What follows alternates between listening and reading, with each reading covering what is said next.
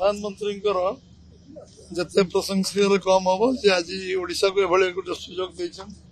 ओडिशार जो प्रकृति आमको जहाँ देती तार सदविनियोग करने अपार संभावना जो अच्छी टूरिज्म और अन्य शिल्प क्षेत्र में गोटे व्यापक इन्वेस्टमेंट हम सारा विश्व ओडिशा विश्व मानचित्र ओडिशा स्थान पाई ये गोटे सौभाग्य विषय। निश्चित भाव में प्रधानमंत्री उद्घाटन करने आम बहुत बहुत धन्यवाद दौ अभिनंदन जनाऊँ निश्चित भाव में ये कार्यक्रम ओडिशा गोटे माइलस्टोन हो जो समृद्ध ओडिशा 1 नंबर राज्य ओडिशा हम यहाँ गोटे बहुत बड़ आम बड़ पहाच हम गोटे स्टेप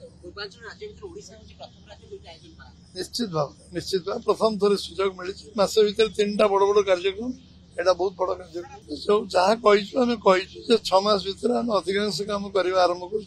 सब कम कर जोटा संकल्प ना अधिक कम हम।